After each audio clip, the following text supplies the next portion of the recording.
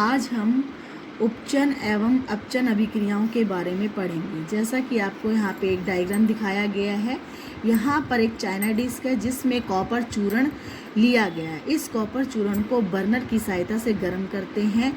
ये कॉपर चूर्ण जब ऑक्सीजन से क्रिया करता है तो कॉपर ऑक्साइड में बदल जाता है। जैसा कि आपको यहाँ दिया गया है कि कॉपर ऑक्साइड में जब ये बदलता है तो इस कॉपर ऑक्साइड के ऊपर एक काली कलर की परत जब बन जाती है, इसे क्या कहते हैं, कॉपर ऑक्साइड में बदलते हैं। जैसे कि आपको यहाँ पे रिएक्शन भी दिखाई गई है। दो कॉपर ऑक्साइड हैं, दो कॉपर धातु है और ऑक्सीजन जब क्रिया करते हैं तो ये 2 कॉपर ऑक्साइड में बदल जाता है, इसलिए इसे क्या कहते हैं, कॉपर ऑक्साइड कहा जाता है। अब निकलने वाले कॉपर ऑक्साइड में जब हम हाइड्रोजन की गैस प्रवाहित करते हैं तो ये काली परत भूरे रंग में बदल जाती है और ये अभिक्रिया निम्न प्रकार से संपादित होती है। जैसा कि आपको यहाँ भी दिखाया गया है, ये देखिए, यहाँ देखिए, आपने यहाँ पे क्या दिखा रखा है, कॉपर। दो ही अणु क्या है, कॉपर के हैं। जब ये कॉपर के अणु ऑक्सीजन से क्रिया करते हैं, जब हम इसे तापन मतलब गर्म करते हैं, तो गर्म करने से क्या होता है, ये कॉपर अणु क्या करता है, आपस में ऑक्सीजन से क्रिया करके दो ही कॉपर ऑक्साइड बना लेता है। तो अब जब ये ऑक्साइड बनती है, ये कैसी परत बनती है, काली परत बनती है, लेयर बन जाती है। जब इसको हम इसी कॉपर ऑक्साइड को पुनः दोबारा से क्या करते हैं, कॉपर ऑक्साइड के ऊपर हाइड्रोजन गैस को प्रवाहित करते हैं।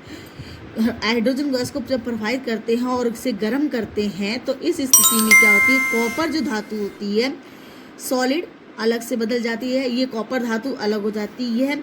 ये जल हाइड्रोजन जब ये ऑक्सीजन के साथ क्रिया करता है तो यहाँ से ये हमारा H2O बाहर निकलता है, जल बाहर निकल जाता है। इस क्रिया में क्या होता है कि अभिक्रिया, यहाँ देखिए ऊपर, अभिक्रिया के साथ जब किसी पदार्थ में ऑक्सीजन की वृद्धि होती है, यहाँ देखिए ऑक्सीजन की वृद्धि होती है, तो ये अभिक्रिया उपचन अभिक्रिया कहलाई जाती है। जब इसमें अभिक्रिया में ऑक्सीजन की कमी होती है तो ये अभिक्रिया अपचन अभिक्रियाएं कहलाते हैं। और आगे देखिए, इस प्रकार से कहलाते हैं। यहाँ पे देखिए अभिक्रिया, अभी जस्ट हमने क्या की थी, कॉपर ऑक्साइड की क्रिया की थी जिसमें ऑक्सीजन का ह्रास हुआ, अर्थात अपचित हुआ। हाइड्रोजन में ऑक्सीजन की वृद्धि होती है, हाइड्रोजन में क्या हो जाती है, ऑक्सीजन की वृद्धि होती है। इसे उपचित हुआ, अर्थात अभिक्रिया में अभिकारक उपचित तथा दूसरे अभिकारक अपचित हो जाता है। इस अभिक्रिया को अपचन या उपचन अभिक्रिया कहते हैं। यही अभिक्रिया रेडॉक्स अभिक्रिया के नाम से भी जानी जाती है। जैसा कि यहाँ पे आपको दिखा रखा है कि यहाँ देखिए, कॉपर धातु जब ऑक्सीजन कॉपर ऑक्साइड जब हाइड्रोजन से क्रिया कर रहे हैं, गर्म किया तो ये कॉपर धातु अलग बदल गई और जल बाहर निकलता है। तो यहाँ देखिए क्रिया क्या हो रही है, उपचन अभिक्रियाएं होती है।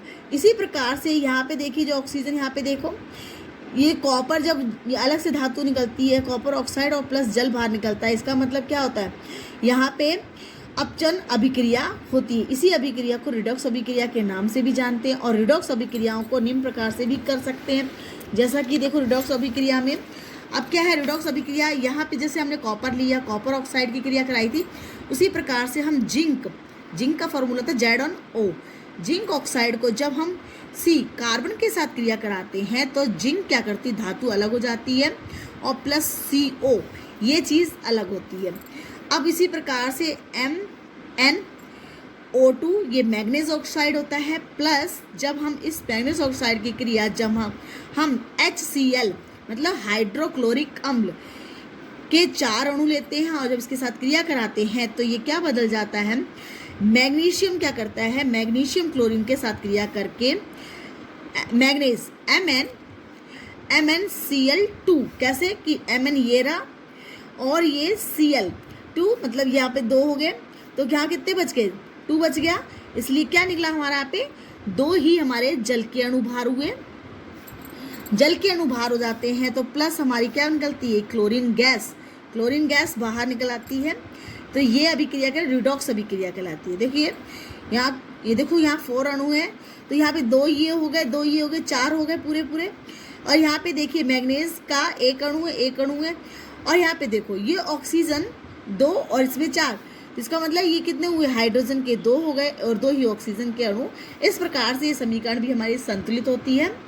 तो ये अभिक्रिया हमारी रेडॉक्स अभिक्रिया कहलाई जाती है। आगे देखिए, अब हम पढ़ेंगे संक्षारण। संक्षारण का मतलब क्या होता है? संक्षारण का मतलब होता है जैसे कोई भी वस्तु हो, लोहे की बनी हुई कोई भी वस्तु चमकीली होती है, लेकिन समय के अनुसार इसमें कुछ क्या होता है, लालामी युक्त भूरे रंग में परत में बदल जाती है, परत चढ़ जाती है। क्यों होता है? क्योंकि लोहा Fe जब जल के साथ क्रिया करता है तो फेरिक ऑक्साइड में बदलता है। फेरिक ऑक्साइड मतलब एक लाल कलर की परत चढ़ जाती है, जिसे हम क्या कहते हैं, जंग लगना भी कहते हैं।